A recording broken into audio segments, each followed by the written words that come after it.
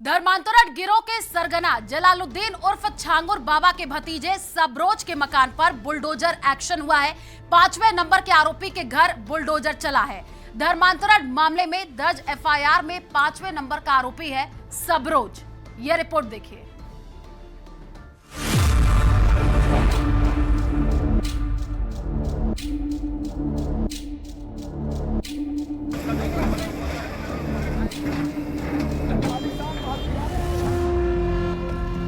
छांगुर के एक और अधर्म लोक पर बुलडोजर एक्शन। छांगुर के भतीजे सबरोज के अवैध निर्माण पर कार्रवाई। बलरामपुर में अवैध धर्मांतरण के आरोपी का घर जमींदोज। यूपी के बलरामपुर जिले से बुलडोजर एक्शन की आई ये तस्वीरें उस शख्स के घर की है जिसके ऊपर अवैध धर्मांतरण का सनसनीखेज आरोप लगा। बलरामपुर जिला प्रशासन के 2 बुलडोजर छांगुर उर्फ जलालुद्दीन के भतीजे सबरोज के अवैध निर्माण को पल भर में जमींदोज कर दिया।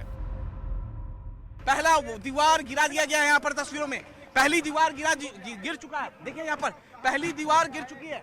पहला दीवार गिरा दिया गया। दूसरा दीवार की तरफ देखिए लगातार बुलडोजर के द्वारा कार्रवाई की जा रही है। अवैध मकान बना हुआ है। आरोपी सरबोज का जो एफआईआर दर्ज है धर्मांतरण मामले में, जो 5वें नंबर का आरोपी है वो आरोपी सरबोज है।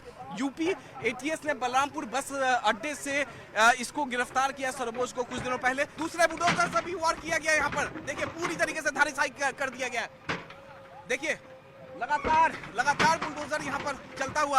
देखिए मकान पर लगातार बुलडोजर चलता हुआ। सबरोज अवैध धर्मांतरण कराने वाले गैंग के सरगना छांगुर का भतीजा है और वो धर्मांतरण मामले में दर्ज एफआईआर में 5वें नंबर का आरोपी है।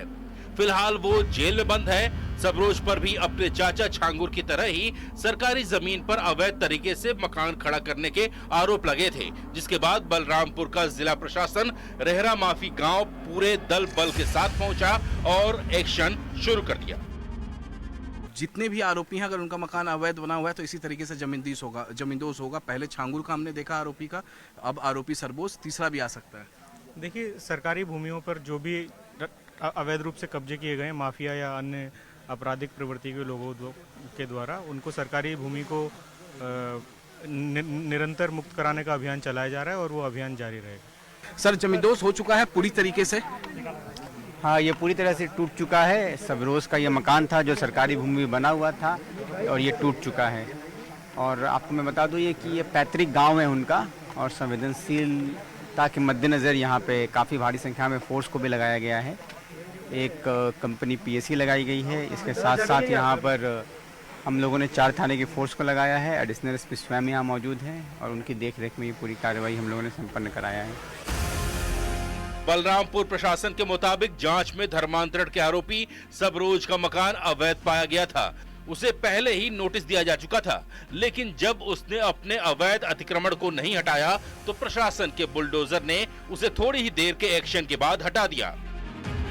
केवल आरोपी जलालुद्दीन उर्फ छांगुर का ही अवैध मकान धराशायी नहीं किया गया है, बल्कि उसके भतीजे आरोपी सरबोज का अवैध मकान को भी प्रशासन ने धराशायी कर दिया। इस वक्त हम बलरामपुर के रेहरा माफी गांव में हैं और यहां पर आप देख पा रहे हैं जमींदोज हुई ये मकान, ये दरअसल सरबोज की ये मकान है। और इस मकान को आप देखिए, यहाँ पर मकान हुआ करता था लेकिन अब केवल मलबा ही मलबा आपको दिखेगा। मलबा इसलिए दिखेगा क्योंकि ये मकान अवैध तरीके से बना हुआ था और सरकारी जमीन पर बना हुआ था जब ये जांच हुआ। और दरअसल जो सरबोज है, आरोपी सरबोज का जो नाम है वो धर्मांतरण मामले के आरोपी में 5वें नंबर पे है। तो यानी अभी बलरामपुर धर्मांतरण मामले में और भी आरोपियों के घर पर बुलडोजर चल सकते हैं।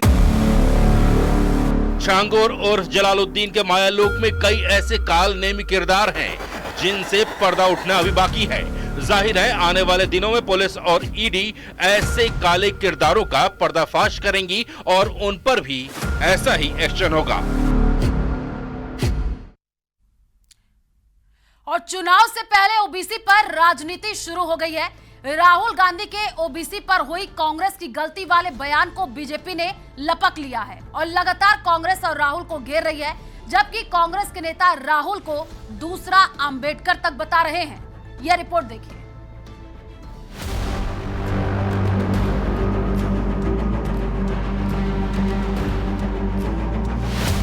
चुनावी समय आता है तो जाति की बातें लगती हैं। मान अपमान, पिछड़ापन, इतिहास, आरक्षण और जाति जनगणना, हक और भागीदारी की बातें होने लगती हैं। कांग्रेस सांसद और लोकसभा में नेता प्रतिपक्ष राहुल गांधी को कुछ ऐसी ही बातें, कुछ ऐसी ही गलतियां दिल्ली में आयोजित कांग्रेस के भागीदारी न्याय महासम्मेलन में याद आने लगी, जिनकी वजह से ओबीसी पर पुरानी सियासी लड़ाई को नया रंग मिल गया।